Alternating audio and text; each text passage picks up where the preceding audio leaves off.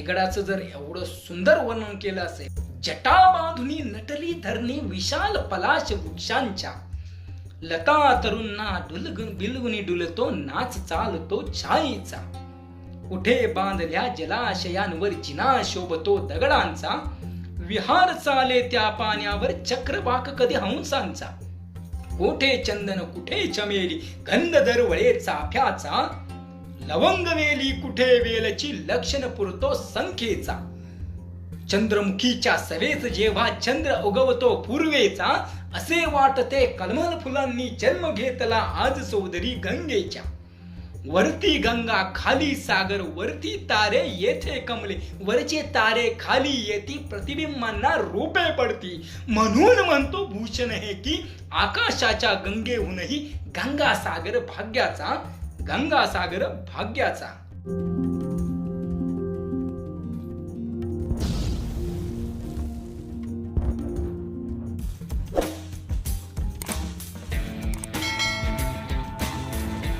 लागला इंद्रजमी चंब पर वाडवसु अंब पर रावणसा दंब पर रघुकुल राज है, पौन बारी बाह पर संवरती नहा पर जो शास्त्र बाहु पर रामद्विजराज है, दावा द्रुमदंड पर चीता मृगझुंड पर भूषण भी तुंड पर जैसे मृगराज है, तेज तमांस पर कन्नदिनी कंस पर चो मलिंच वंश पर शेर शिवराज है, शेर शिवराज है. जय शिवराय.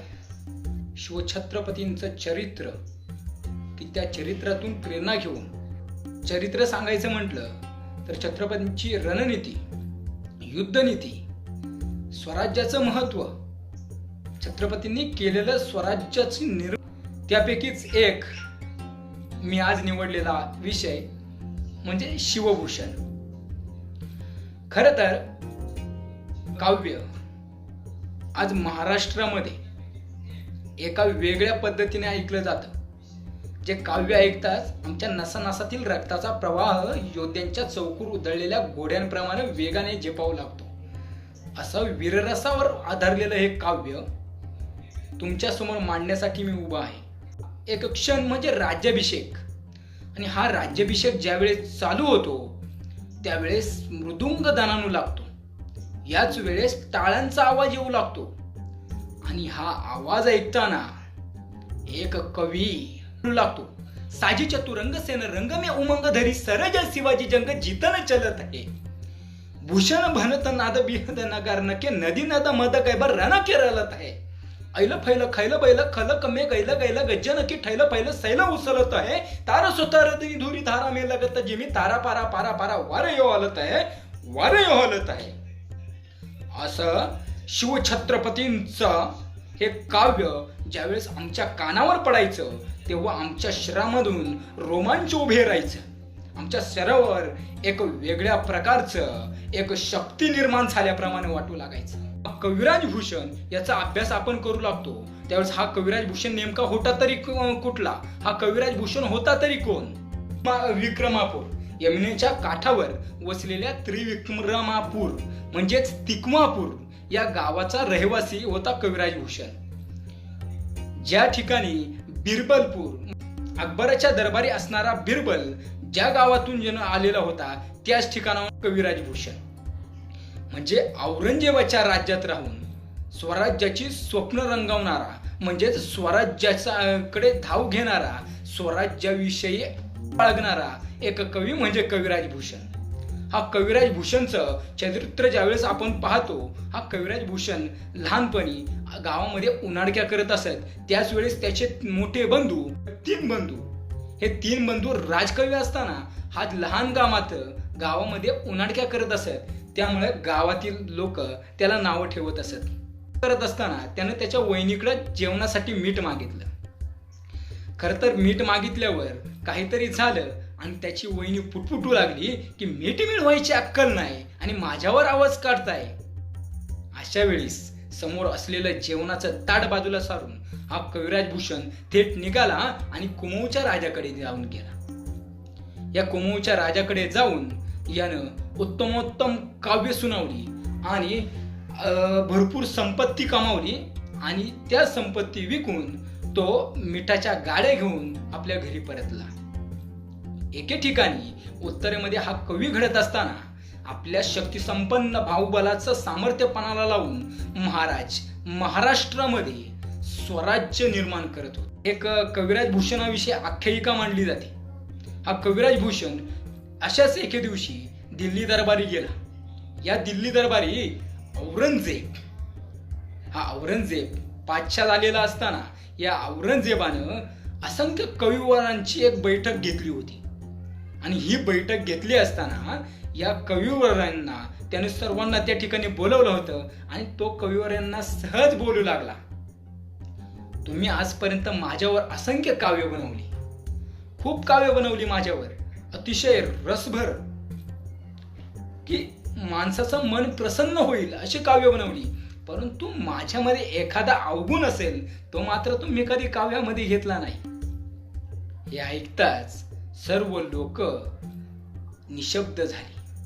कारण की औरंगजेबाचा अवगुण मानणारा कोणता कवी त्या दरबारात उपस्थित होता असं कोणालाही वाटलं नाही. कारण की औरंगजेबाचा अवगुण जर सांगायला गेलं तर हा औरंगजेब काय करेल हे प्रत्येकाला माहित होतं. अतिशय नीच आणि कपटी असलेला हा औरंगजेब ज्यावेळेस याच्याविषयी आपण वाईट बोलू तो आपल्याला जिवंत सोडणार नाही हे सर्वांना माहित होतं. म्हणून सर्व कविवर यांनी आपल्या माना खाली झुकवल्या.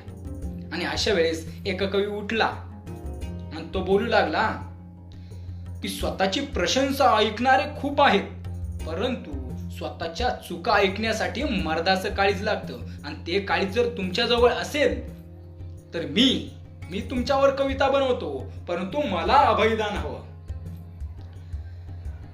औरंगजेबाने त्याच्याकडे एक कटाक्ष नजर फिरवली आणि अभयदान दिलं. हा कवी होता कविराज भूषण. आणि कविराज भूषणाची वाणी जाणवू लागली.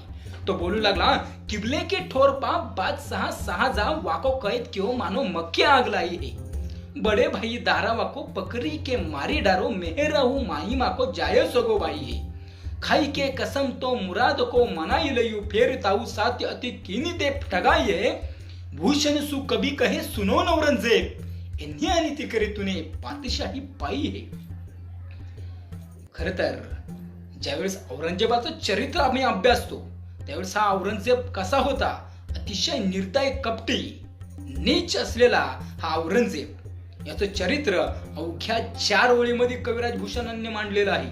कविराज भूषण सांगतात औरंगजेब कसा होता, तर औरंगजेबाला सांगतात किबलेचे ठोर बाप म्हणजे राजाचा राज्य असणारा आपला तुमचा पवित्र पिता म्हणजेच शहाजहान यांना तुम्ही कपटानं कैद केलं, त्यांची विषानं मालिश केली. म्हणजे या औरंगजेबानं स्वतःच्या वडिलांना कैद केलं होतं. या औरंगजेबाला कविराज भूषणाने सांगितलंय. तिथून पुढे जाऊन तो सांगतो की स्वतःच्या वडील बंधू दारा याला तुम्ही भर चौकात छिनून मारलं.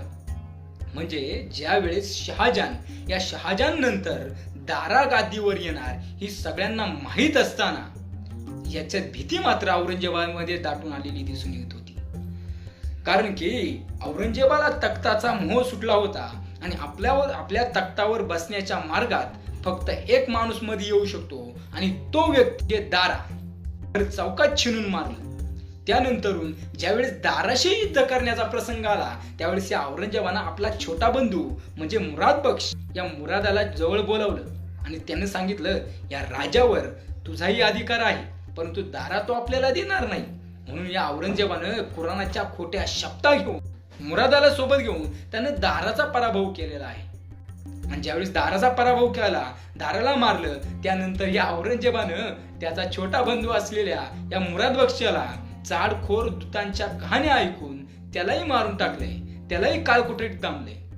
आणि अशा वेळेस हा कविराज भूषण सांगतो तू तुझ्या वडिलांना कैद करून तू स्वतःच्या वडील बंधू दाराला बरं चौकात मारलंय, तू स्वतःच्या लहान बंधूला कुराणाच्या खोट्या शब्दा घेऊन फसवलंय आणि त्यालाही काळकुटीत दामलंय. ही अशी कृत्य केली ना म्हणून तर तू ही पातशाही मिळवली.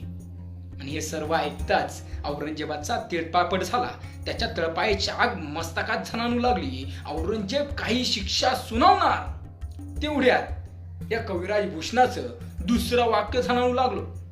तो बोलू लागला, हात तस बिहलिय प्रात करे पतंगी से मन के कपट सबे संभारत जबके आगरा में जायदारा चौक में चुनाई लियो छत्र चुनाई लियो मरे बुढ़े बबके सुजा बिचलाए कैद करी के मुराद मारे ऐसे अनेक अनेक गोत्र निजे चपके भूषण भनत साह जैसे सो चूहे खाई के बिलाई बैठे टपके. औरंगजेबाचं सर्व चरित्र या कविराज भूषणानं अवघ्या 8 ओळीत मांडलेले दिसून येते. जो औरंगजेब, ज्या औरंगजेबाचं चरित्र, त्याचा नीचपणा, त्याचा कपटीपणा, त्यांनी स्वतःच्या वडिलांशी केलेलं कृत्य, स्वतःच्या भावाशी केलेलं कृत्य, हे सर्व सांगण्यासाठी एखाद्या व्याख्याताला जवळपास पूर्ण दिवस कमी पडेल. अशा वेळेस या औरंगजेबाचं चरित्र कविराज भूषण अवघ्या 8 ओळीत मांडतात आणि त्यामुळं या कविराज भूषणांची शब्दावरची पकड आपल्याला या ठिकाणी दिसून येते. कविराज भूषण औरंगजेबाला सांगतात की तुम्ही सकाळचे लवकर उठता, हाती स्मरणी घेता म्हणजे माळा घेता, त्याचा जप करता, अल्लाला विनवण्या करता, अल्लाची प्रार्थना करता, परंतु हे सर्व ढोंग आहे. तुम्ही आपल्या वडिलांना मारले, तुम्ही त्याच कुराणाची खोटी शपथ घेऊन आपल्या लहान बंधूला मारले, आपल्या मोठ्या बंधूला मारून तुम्ही त्यांच्या बायकांना आपले रखेल बनवून ठेवल्यात. एवढी वाईट कृत्य केली आणि त्यानंतरून तुम्ही ही जपमाळ ओढताय म्हणजे असं जो ढोंग आहे, हे सर्व ढोंग आहे. आणि हे असं वाईट ढोंग आहे की ज्याप्रमाणे एखादं मांजर 100 उंदरं मारून तपाला बसतं ना, त्याप्रमाणे हे ढोंग आहे. असा औरंगजेब असं हे वर्णन ऐकून हा औरंगजेब पुरता म्हणजे मी तर म्हणतो, तुम्ही विचार करू शकता, ज्या औरंगजेबानं वडिलांना मारले, ज्या औरंगजेबानं स्वतःच्या भावाला मारले, ज्या औरंगजेबानं लहान बंधूला सुद्धा सोडलेलं नाही, असा औरंगजेब ज्यावेळेस एखाद्या कवीकडनं आपलं हे सगळं वर्णन ऐकत असेल, तेव्हा त्याच्या हृदयात, त्याच्या मस्तकात किती राग आला असेल याचा विचार करवत नाही. खरं तर ज्यावेळेस आपण हा विचार करतो ना, त्यावेळेस विचार करण्यासारखी एक गोष्ट आपल्याला दिसून येते. कविराज भूषण हा एक असा कवी आहे की ज्याची शब्दावर पकड आहे आणि त्याच्या मनामध्ये एक सच्चा कवीला दिसून येतो की सत्य बोलायचं ना तर काव्यातून बिनधास्त बोलणार. आणि अशा वेळेस औरंगजेबाच्याच दरबारात जाऊन त्याच्याच दरबारात त्याचीच खिल्लत उडवणारा हा कविराज भूषण पहिलाच असेल. त्यानंतरून औरंगजेबानं याला मृत्यूदंडाची शिक्षा सुनावली, परंतु याला अभयदान दिल्या कारणानं दरबारातील काही लोकांनी या कविराज भूषणाला त्या ठिकाणून गुपचूप बाहेर काढलं. आणि हे सर्व होऊन गेलं. आणि यानंतर असं अनेक प्रसंग घडले. कविराज भूषण आपलं काव्य बनवत होता आणि याच वेळेस दक्षिणेचा राजा म्हणजे शिवाजी राजा औरंगजेबाच्या दरबारात औरंगजेबाच्या हातावर तुरी देऊन पळाल्याचं सर्व भारतभर पसरू लागलं. आणि ह्या गोष्टीची कुणकुण संपूर्ण आग्रा शहरात, संपूर्ण दिल्ली भोवती, संपूर्ण हिंदुस्थानात पसरू लागली. आणि याचं एक छोटंसं उदाहरण घ्यायचं म्हणलं तर याच वेळेस अफगाणिस्तानच्या, इराणच्या बादशाहानं सुद्धा औरंगजेबाची खिल्ली उडवली दिसून येतोय. तो म्हणतोय, तुम्ही तर कसले आलमगीर, तुम्ही तर पदरगीर. आलमगीर म्हणजे जगज्जेता, तुम्ही तर पिदरगीर. पिदरगीर म्हणजे तुम्ही तर स्वतःच्या वडिलांची, भावांची, घरच्यांची कत्तल करू शकता, पण तुम्हाला दक्षिणेतला एका छोट्या जागीरदाराचा पुत्र कैद करून ठेवता आला नाही. छत्रपतींनी औरंगजेबाच्या हातावर ज्या तुरी दिल्या त्यामुळे औरंगजेबाची सर्व ठिकाणी नाचक्की झाली. तो म्हणतोय, मन कवी भूषण को शिवकी भगती येतो, शिवकी भगती येतो साधुजन सेवानी. साधुजन जितिया कठीण कली काल जिते एक महाजान मही मेवानी. जगत में जिते महाजान महाराजन ते महाराज बावन हो पातशाहू लेवाने. पातशाह बावन दिली के पातशाह जितो हिंदपती पातशाह सेवानी.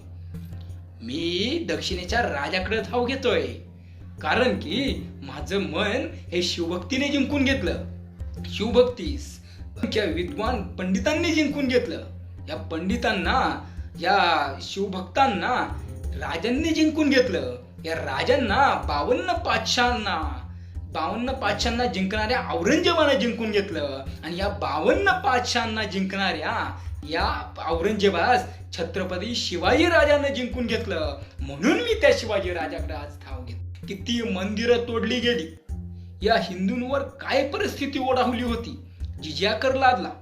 असंख्य स्त्रियांच्या आबरूची विटंबना करू लागले. असंख्य हिंदू धर्मावर अत्याचार केला जाऊ लागला. आणि हे सर्व आमच्या मेंदळे सरांनी तंतोतंत असंख्य दाखले देऊन या ठिकाणी आपल्याला दाखवून दिलं. परंतु हीच सर्व मांडणी त्यावेळेस कविराज भूषणाने 4 ओळीत सांगितलेली आहे. हिंदू धर्मावर काय अत्याचार चालले होते, हिंदू धर्मातील लोकांची कशी विटंबना चालली होती, हिंदू धर्मातील दैवतांचं काय चाललं होतं, हिंदू धर्मातील मंदिरं कशी उद्ध्वस्त चालली होत होती, हे सर्व अवघ्या 4 ओळीत कविराज भूषण दाखवून देतात. ते सांगतात, देवले गिरावते फिरावते निशान आले ऐसे समय रावणाने सबे गए लपकी. गौरा गणपत्याप औरंगो को देखन था अपने मुकाम सब मारे गए दबकी. पीरा पैगंबरा दिगंबरा दिखाई देत सिद्धगी सिदाई नहीं रही बात रव की. काशी हुकी कला गई मथुरा मजीद भई. घर शिवाजी न होते तो सुन्नत होती सबकी. सर्व ठिकाणी देवळे पाडली जात आहेत, मूर्त्यांचा विध्वंस चालू आहे, अलीचे झेंडे मोठ्या रुबाबात मिरवले जात आहेत. अरे गौरा गणपतींनो, अशा वेळेस कविभूषण गौरा गणपतींना आवाहन करतात, अरे गौरा गणपतींनो, तुम्ही तर विघ्नहर्ते आहात. आमचं विघ्न आलं की आम्ही तुमची पूजा करतो. आज या महाराष्ट्रामध्ये गणपती रायाला विघ्नहर्ता म्हणून संबोधलं जातं. म्हणजे कविराज भूषण समर्पकपणे म्हणतात, तुम्ही तर विघ्नहर्ते आहात, आमच्या विघ्न आलं की आम्ही तुमची पूजा करतो. परंतु आज तुमच्यावर विघ्न आले, तुमच्या मंदिरं पाडली जात आहेत, तुमच्या मूर्त्या विध्वंस होत आहेत. अशा वेळेस तुम्ही सुद्धा डुबकी मारून गायब झालात. अशा वेळेस काशीची कळा गेली. म्हणजे या ठिकाणी आपणास पाहण्यास म्हणजे ससंदर्भ आपल्याला अनेक दाखले देता येईल. ज्या वेळेस महाराजांनी औरंगजेबाच्या हातावर तुरी देऊन आग्र्यावरनं महाराष्ट्रामध्ये निघून आले, त्यावेळेस या औरंगजेबानं हा सर्व राग काशी विश्वेश्वराच्या मंदिरावर काढलेला आहे. त्या बाबरानं आमच्या प्रभू श्री रामांचं मंदिर देखील उद्ध्वस्त करून त्या ठिकाणी मस्जिद बांधलेली आहे. आणि हे सर्व कविराज भूषण सांगतोय. ते काय सांगतात, काशीची कळा गेली, मथुराला मस्जिद झाली. नशीब एव्हाना शिवाजी राजा जिवंत आहे, नाहीतर सर्वांची सुनता देखील झाली असती. कारण की महाराज ज्या वेळेस त्या ठिकाणून निघून आले, मुस्लिम मध्ये कन्वर्ट होतील. म्हणजे असे सर्व नीच डाव या औरंगजेबाचे, सर्व पाताळ यंत्री औरंगजेबाचे, सर्व कुटील कारस्थानं या कविराज भूषण अवघ्या एका वाक्यात सांगितलेले आहे. कविराज भूषणाची धाव घेतली ती दक्षिणेकडे. तो आनंदाने गाऊ लागला, दक्षिण कैसब दुग्ग जिते दुग्ग सहाय्य विलास. शिवसेवक शिव गणपती कियो रायगडी वास. आणि अखेर त्यानं रायगडाकडे धाव घेतली आहे. आणि या रायगडाचं अतिशय सुंदर वर्णन या कविराज भूषणानं करून ठेवलेलं आहे. आणि याचा अनुवाद आमचे मराठी काव्यकार म्हणजे बाळकृष्ण कोल्हाटकर यांनी केलेला दिसून येत आहे. रायगडाचं जर एवढं सुंदर वर्णन केलं असेल तर यांनीच. ते काय सांगतात, जटा बांधुनी नटली धरणी विशाल पलाश वृक्षांच्या.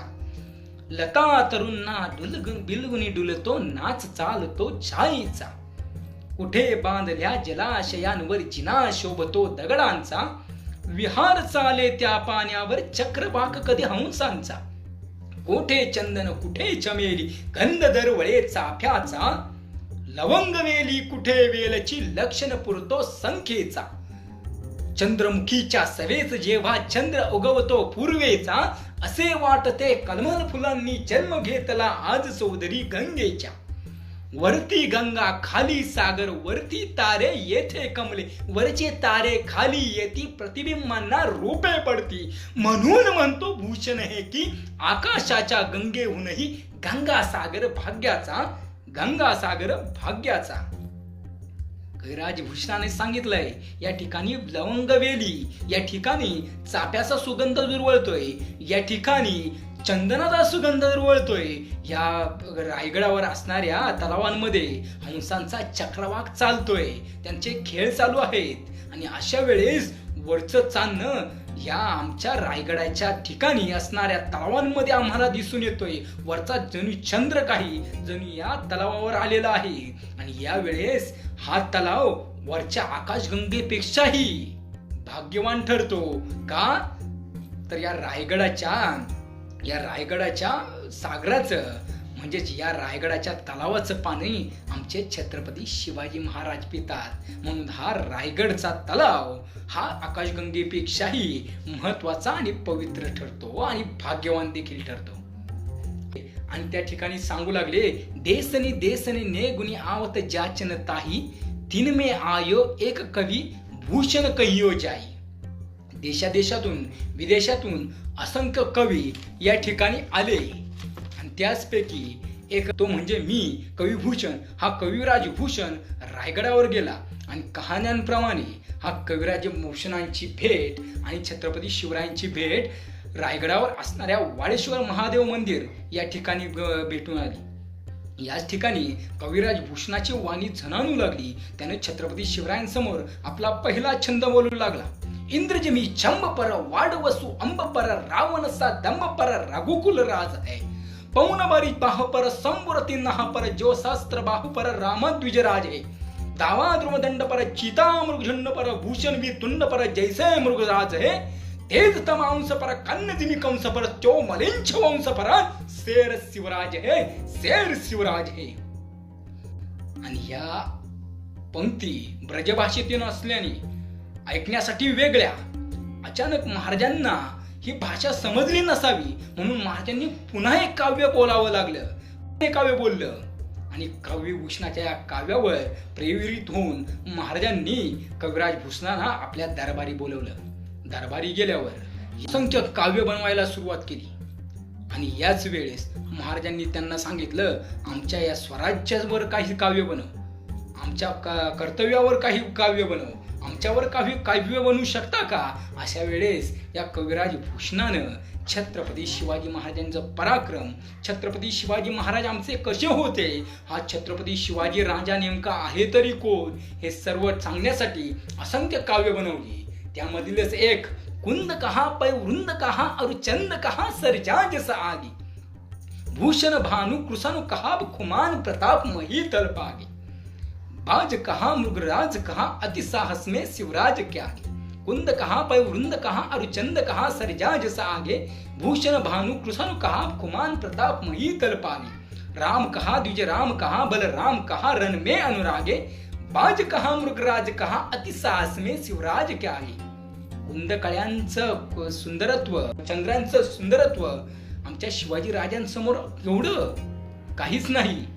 राम द्विजराम बलराम हे रणामध्ये श्रेष्ठ खरे, परंतु त्यांच्या समोर रायांच्या पेक्षा थोडं कमीच. अशा वेळेस बाज ससाना यांचं धाडसी महाराजांसमोर थिटं ठरतं, हे कविराज भूषण सांगतात. खर तर या वेळेस की छत्रपती शिवाजी महाराजांचं शौर्य सांगतात. यावेळेस पहिलाच काव्य त्यांचं येतं. चंद्रराव चूर करी जाली जपत घेनु घेरिये सिंगापुर भूपन को जाय की, भूषण बनत सुलतान दल खेदीदारे मारी डारे अपजल तबला बजाय की, एदिल सो बेदिल हरम कहे बार प्रभ का सोये सुत सिंह को जगाय के, बेजे सुबेट शिवराज को रसेल कद बाजी करणाल परणाल गडाय के. म्हणजे महाराजांचा सुरुवातीपासूनचा पराक्रम ते पन्हाळगडापर्यंत घेतलेली घोडदौड या कविराज भूषणानं 4 वाक्यात मांडलेली आहे. ते काय सांगतात, चंद्ररावाचा चुराडा करून या शिवाजी राजानं जावळीवर आपली सत्ता प्रस्थापित केली. अशा वेळेस जावळीवर आपली सत्ता प्रस्थापित केली. अशा वेळेस त्यांना हरवण्यासाठी आलेल्या महाबाहू बलाढ्य अशा अफजल खानाला या शिवाजी राजाने कसा मारला, तर तबल्यावर थाप मारावी त्याप्रमाणे शिवाजी राजानं या अफजल खानाला मारलं. आणि यानंतर या छत्रपती शिवाजी राजांनी यशाची घोडदौड जी आरंभिली ते पन्हाळगड पर्यंत गेले. अशा वेळेस ज्यावेळेस आदिलशाह पर्यंत पोहोचली त्यावेळेस आदिलशाही एवढी घाबरून गेली की आदिलशाहनं मुसलमानांची पातशाही मराठ्यांच्या हवाली केली खुदाने, असं म्हणत टाह फोडला. बड्या बेगमीनं तर स्वतःला महाली कोंडून ठेवलंय. आणि अशा वेळेस ही बडी बेगम काय करते, तर तिने आपल्या सर्व दूतांना बोलवलंय आणि ती सांगते, तुम्ही आताच्या आता लवकरात लवकर पन्हाळगड जवळ करा, त्या ठिकाणी जा आणि त्या शिवाजी राजांना सांगा, हे बाबा तुला आम्ही जे हवं ते देतो, पण तू मात्र विजापूरकडे येऊ नको. तुझ्या या नरसंहाराने, तुझ्या या पराक्रमाने अगोदरच आमची प्रजा भयभीत झालेली आहे आणि तू जर या ठिकाणी आलास तर ती धसके खाऊनच मरून जाईल. त्यामुळं आमच्यावर उपकार कर, पण तू पन्हाळगड सोडून तू इकडे येऊ नको. तू पन्हाळगडीच थांब, हवं तर तुला जे हवंय ते आम्ही पन्हाळगडी आणून देतो. त्याचबरोबर या छत्रपती शिवाजी महाराजांच्या पराक्रमाने दिल्ली दानावून गेली. कशी दानावून गेली तर दिल्ली दलन गजाई शिव सर्जा निरसंक लुटिलियो सुरत शहर बंकतकारी येत्या डंक बंकतकारी अति डंककारी असं संकट खरी खल सोच चकितम भरोच चले विमोच चकचल टट्ट मन कट्ट टिकसोर रट्ट ठिल्लिया सद्दत दिसी दिसी मद्दत धबबैर रद्दत दिल्लिया. अक्षरशः हे काव्य बोलताना दम लागतो, मन घाबरल्यासारखं होतं. एवढं मोठं काव्य या कविराज भूषणानं कसं सुचलं असेल आणि कसं बनवलं असेल, पण त्यासाठी एक वैशिष्ट्यही तेवढंच पाहायला मिळतं. खरं तर त्यासाठी त्याच्या समोर नायक आणि महानायक जणू काय या पृथ्वीचा पालक, ज्या गरिमांचा नरसंहार करणारा राजा त्यासमोर उभा होता आणि त्याला नक्कीच अंगावर शहारा येऊन एवढं मोठं काव्य बनवलंय. ते काय म्हणतात, अतिशय क्रुद्ध होऊन या शिवसर्जानं अतिशय डंके पिटून या दिल्लीपतीची अतिशय जवळची संपत्ती असणार सुरत शहर लुटलं. अशा वेळेस सुरतची प्रजा पूर्ण भयभीत झाली आणि ती पळू लागली. कुठं तर बडोजकडे पळू लागली. अशा वेळेस अत्यंत भीतीनं ही प्रजा बडोजच्या दिशेनं पळू लागली आणि हा पळण्याचा निर्णय त्यांनी अतिशय मनाने घेतला. अशा वेळेस ही प्रजा ज्यावेळेस त्या ठिकाणी पळू लागली त्यावेळेस दिल्ली अतिशय दबावून गेली. दिल्लीचे सर्व मुघल अतिशय घाबरून गेले आणि औरंगजेब सुद्धा त्याला हे झटकेच मानवले नाही.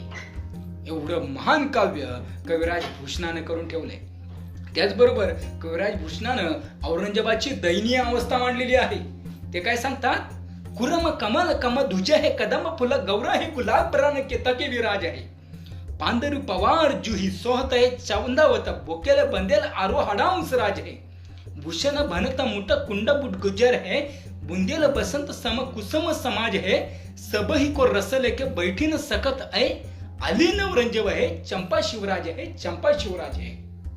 म्हणजे ते सांगतात पवार म्हणजे राजे पवार पांदुरीच्या फुलासारखे आहे, राजे बकुळेसारखे आहे. अशा असंख्य राजानं त्यानं विविध फुलांची उपमा दिली आहे. आणि तो म्हणतो हा शिवाजी राजा मात्र एक चंपक पुष्प आहे आणि औरंगजेब कोण आहे तर औरंगजेब एक भुंगा आहे. भुंगा ज्याप्रमाणे सर्व फुलांकडे जाऊन आपलं मध गोळा करतो त्याप्रमाणे हा औरंगजेब या सर्व राजांकडून खंडणी गोळा करतो. परंतु भुंगा ज्याप्रमाणे चाफ्याच्या फुलामध्ये मध नसल्या कारणाने किंवा चाफ्याच्या फुलाकडे गेल्यानं आपला विध्वंस होईल या भीतीनं भुंगा मात्र त्या फुलाकडे फिरकत नाही. त्याचप्रमाणे हा शिवाजी राजा चंपक पुष्प आहे आणि औरंगजेबा त्या शिवाजी राजांच्या वाटेला सुद्धा जात नाही. एवढा औरंगजेब शिवाजी राजांना घाबरतोय. अशा वेळेस तो अजून एक म्हणतोय, शिव सर्जा के बैर को यह फला आलमगीर छुटे तेरे गड कोटे गए वजीर. अरे शिवसर्जाची वैर केल्याचं प्रसंग पाहिलेच ना. अरे औरंगजेबा तू शिवसर्जाची वैर केलं, या शिवाजी राजाशी वैर केलं तर आता तुझे गड किल्ले तर गेलेच, पण तुझ्या वजीराला देखील देख, पहा कसं या शिवाजी राजानं कुटून काढलेलं आहे. अशा वेळेस छत्रपती शिवाजी महाराजांचं चरित्र कसं होतं, आमचे छत्रपती शिवाजी महाराज कसे होते, अतिशय देखणे होते, अतिशय सुंदर होते. हे अतिशय समर्पक काव्यामध्ये, अतिशय समर्पक शब्दामध्ये या कविराज भूषणाने मांडलंय. तो काय म्हणतोय, एक कहे कल्पद्रुम है एक कहे कल्पद्रुम है इमि पूरत है सबकी चित चाहे, एक कहे अवतार मनोज को यो तन में अति सुंदरता है, एक कहे नरसिंह है संगर एक कहे नरसिंह समाय, एक कहे कल्पद्रुम है इमि पूरत है सबकी चित चाहे, एक कहे अवतार मनोज को यो तन में अति सुंदरता है, एक कहे महिचिंद ये चंद यो विराजितो बाड्य महाय, एक कहे नरसिंह संगर एक कहे नरसिंह शिवाय.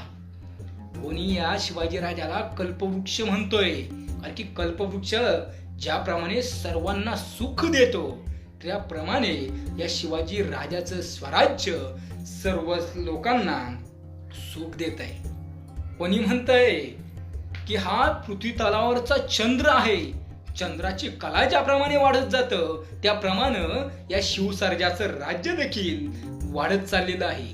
तर कोणी म्हणतं की हा सिंह आहे, सिंह ज्याप्रमाणे एखाद्या प्राण्यांवर झेप घेतो आणि त्यांचा संहार करतो त्याचप्रमाणे हा शिवसर्जा म्लेच्छांवर झेप घेतोय आणि त्यांचा संहार करतोय. तर कोणी म्हणतं नाही नाही, हा सिंह नाही, हा तर नरसिंह आहे. ज्याप्रमाणे हिरण्यकश्यपूचे अत्याचार थांबवण्यासाठी हा नरसिंह अवघ्या हा नरसिंह आम तोडून बाहेर आला, त्याप्रमाणे या दिल्लीपतीचे अत्याचार थांबवण्यासाठी, त्या दिल्लीपतीच्या अत्याचारातून या रयतेला मुक्त करण्यासाठी हा शिवाजी राजा या ठिकाणी प्रकट झालेला आहे. असे असंख्य ठिकाणी छत्रपती शिवाजी महाराजांचं चरित्र या कविराज भूषणाच्या काव्यातून त्याने पोचवलेलं आहे. अशा वेळेस तो काय म्हणतोय, हे भगवंता आम्हाला तू कर, काय कर, व्यापारी जहाज के न राजा भारी राज के, बेकारी हमें कीजिए महाराज शिवराज के. या शिवाजी राजाचं चरित्र एवढं सुंदर आहे की शिवाजी राजाजवळ जे कोणी जात आहे तो त्याचं मन प्रसन्न झाल्याशिवाय राहत नाही. या शिवाजी राजाचं चरित्र एवढं देखणं आहे, या शिवाजी राजाकडे जर काही केलं तर ते रिकाम्या हाताने जात नाही. अशा वेळेस हा कविराज भूषण देवाला विनवणी करतोय, हे देवा तू आम्हाला कोणत्या जहाजाचे व्यापारी करू नकोस किंवा कोणत्या राजाचा राजा देखील करू नको. तुला जर आम्हाला दानच द्यायचे असेल तर तू आम्हाला या शिवाजी राजाच्या राज्याचे, या शिवाजी राजाचे साधे याचक बनव. कारण की तो जेव्हा देतो ना ते सर्व धर्माने देतो आणि तो जेव्हा काही देतो ना त्यावेळेस तो राजा, आणि तो ज्यावेळेस काही देतो ना त्यावेळेस तो राजा अतिशय भरभरून देतो. ज्यावेळेस या पुढे जाऊन तो म्हणतोय की और नको जाचो जहा नाही जाचो शिवराय, और नको जाचो जहा जो जाची शिवराय. म्हणजे दुसऱ्यांकडे मागायची गरजच काय, ज्यावेळेस तुमच्या समोर शिवाजी राजा आहे आणि ज्यावेळेस शिवाजी राजाने दिलंय तर दुसऱ्यांकडे मागायची गरजच काय, कारण की हा राजा देतो ना त्यावेळेस भरभरून देतो. या ठिकाणी आपल्याला पाहावयास मिळतं ज्या ठिकाणाहून हा कविराज भूषण आलाय त्या ठिकाणी असणारी पकड ही औरंगजेबाची मजबूत पकड आहे. अरे ज्या राज्यामध्ये स्वराज्याचं नाव घेणं गुन्हा आहे, ज्या राज्यामध्ये असंख्य हिंदूंच्या कत्तली केल्या गेल्या आहेत, ज्या ठिकाणी हिंदूंवर अत्याचार केले जात आहेत, त्या ठिकाणाहून आलेला एक कवी या राजांबद्दल काव्य बोलतोय आणि तो काय म्हणतोय, जय जयंती जय आदिशक्ती जय कालिक पर्दिनी, जय मधुकैटभ छलनी देवी जय महिष हिमर्दिनी, जय चमुंड जय चंडी चंड मुंडासुर खंडिनी, जय सुरक्ति जय रक्त बीज विटाल विहंडिनी, जय जय निसुंभ सुंभ दलन वनि भूषण जय जय बननी, सरजा समत्य शिवराज कही, देहि विजय जय जगजननी, देहि विजय जय जगजननी.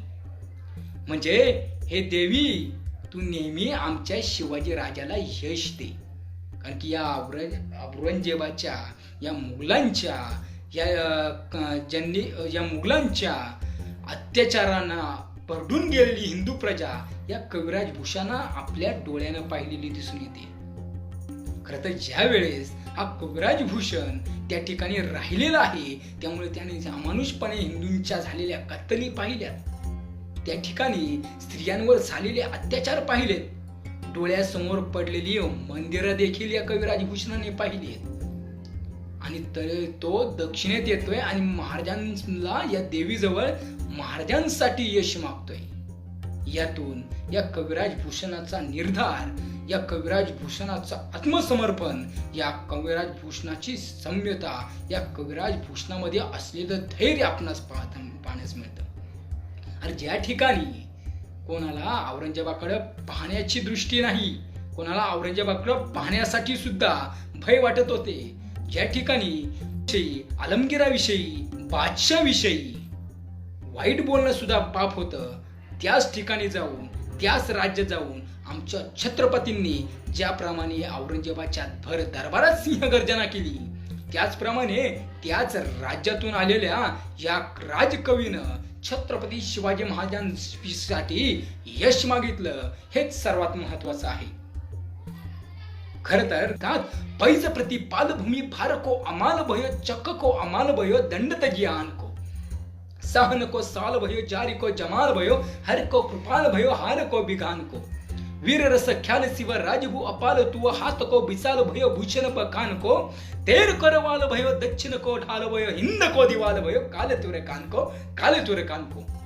हा शिवाजी राजा कसा झालाय? तर हा शिवाजी राजा प्रतिज्ञा प्रणास नेणारा, पृथ्वीचा भार आपल्या शिरावर घेणारा, दुष्टांत शासन करणारा, त्याचबरोबर शिवावरती कृपा धरणारा राजा झालाय. शक्ती संपन्न या शिवाजी राजांच्या भाऊबलाचं सामर्थ्य वर्णन कोणी करू शकेल का? तर अशा वेळेस कोणी करू शकेल का? हे शिवराया, तुझं वर्णन मी करतोय. हे शिवराया, तुझी तलवार ही दक्षिणेची ढाल, हिंदूंच्या रक्षणाची दिवाल आणि तुर्कांचा कर्दन काळ बनून राहिली आहे, हे वर्णन सुद्धा महाराजांना समर्पक दिसतं. खरं तर छत्रपती शिवाजी महाराजांमुळं दक्षिणेची पातशाही कशी वाचली, छत्रपती शिवाजी महाराजांमुळं दक्षिण हिंदुस्थानामधील असंख्य देवळं तुटण्यापासून वाचलेले आहे, दक्षिणेतील असंख्य हिंदूंवर अत्याचार होण्यापासून वाचले आहे, ते फक्त आणि फक्त छत्रपती शिवाजी महाराजांच्या कर्तव्यामुळं. आणि याचमुळं तो म्हणतोय, तेर करवाला भयो, दक्षिण को ढाल भयो, हिंद को दिवाल भयो, काल तुर्कान को, काल तुर्कान को. असा हा कविराज भूषण 1670 ते 1673 दरम्यान रायगडावर छत्रपती शिवाजी महाराजांवर काव्य बनवत होता. आणि अखेर एक दिवस आला, महाराज पन्हाळ्याच्या दिशेनं लढाई करण्यासाठी निघाले होते. युद्धासाठी महाराजांचा रणवेश सज्ज झाला होता, सर्व सैन्य सज्ज झालं होतं. आणि अशा वेळेस रायगडावर एक बातमी येऊन धडकली. ती बातमी होती कविराज भूषणासाठी. त्याच्या बंधूकडनं या कविराज भूषणाला एक पत्र आलं होतं आणि त्या पत्रामध्ये कविराज भूषणाचे वडील स्वर्गवासी झाल्याचं सांगितलं होतं. आणि म्हणून कविराज भूषण दक्षिणेतून पुन्हा उत्तरेकडे चालला होता. आणि त्यावेळेस त्यानं पाहिले ते पुढे छत्रपती शिवाजी महाराजांचा रणवेश पाहिलं तर छत्रपती शिवाजी महाराजांना युद्ध सज्ज घेऊन निघालेलं, युद्ध सैन्य घेऊन निघालेलं. आणि अशा वेळेस रडक्या डोळ्यानं, अतिशय भरल्या मनानं, की जेणेकरून आज मी या राजाला पाहतोय, पुन्हा राजाला पाहण्याचा प्रसंग येईल की नाही येईल. कारण की मी तर आता औरंगजेबाच्या राज्यात चाललोय, त्या ठिकाणी तर हिंदूंच्या कत्तली चालू आहेत, त्या ठिकाणी हिंदूंवर अत्याचार चालू आहेतच. अशा वेळेस मी त्या ठिकाणी गेल्यावर पुन्हा मला दक्षिणेत येण्याचा योग येईल की नाही. अशा वेळेस रडक्या स्वरात, अतिशय बेदरलेल्या मनात तोय, साजी चतुरंग सने रंग में उमंग धरी सरज शिवाजी जंग जिथन चलत आहे. भूषण भनत नाद बिहद नगार नके नदी नद मद गैबर रण के रलत आहे. ऐल फैल खैल कम बैल कल कमे गैल गैल गज्जन किठायला पाहिलं सैल उसलत आहे. तारासो तरणी धुरी धारा में लगत जिमी थारा पारा पारा पारा वार यो हलत आहे, वार यो हलत आहे. आपलं चतुरंग सेना घेऊन त्यांमध्ये उत्साह निर्माण करून हा शिवाजी राजा युद्धासाठी निघालेला आहे. नगाऱ्यांचा प्रचंड नाद होत आहेत. त्यामुळं हत्तींच्या वाहणाऱ्या मध हे नद्यांप्रमाणे वाहू लागलेलं आहे. सैन्यांचा अतिशय कोलाहल माजला आहे. यामुळं ज्या प्रचंड धुराळा उडाला आहे आणि या धुळीमुळं सूर्य हा छोट्या ताऱ्याप्रमाणे दिसू लागला आहे, पर्वत आणि हत्तींच्या धडकांमुळे पर्वत हलत आहे आणि सागर पाऱ्याप्रमाणे झुलू लागला आहे. असं शेवटचं काव्य करून कविराज भूषण दहनाने उत्तरेकडे गेले. उत्तरेत गेल्यानंतरही या कविराज भूषणानं हिंदुपती पातशाह म्हणजे छत्रपतींचा आशीर्वाद घेऊन ज्या बुंदेलखंडातल्या राजानं स्वतःचं राज्य स्थापन केलं होतं, या धर्माभिमानी राजाविषयी काव्य बनवलं. त्यानंतर हा कविराज भूषण पुन्हा दक्षिणेत आलाय, संभाजी राजांच्या पुत्राला भेटलाय, म्हणजे शाहू राजांना भेटलाय. म्हणजेच छत्रपती शिवाजी महाराज, धर्मवीर संभाजी महाराज, त्याचबरोबर राजाराम महाराज आणि संभाजी महाराजांचा पुत्र म्हणजे शाहू राजे, या सर्वांना या कविराज भूषणानं पाहिलंय, त्यांच्या समोर गेलाय.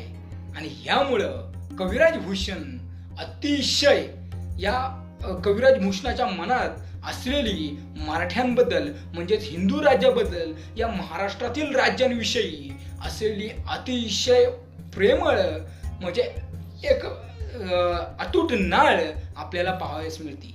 याच कविराज भूषणानं बाजीरावावरही काव्य बनवलेलं आहे. याच कविराज भूषणानं बाजीरावाची भेट घेतलेली दिसून येते किंवा असावी. असा हा कविराज भूषण या महाराष्ट्राच्या मातीत आला.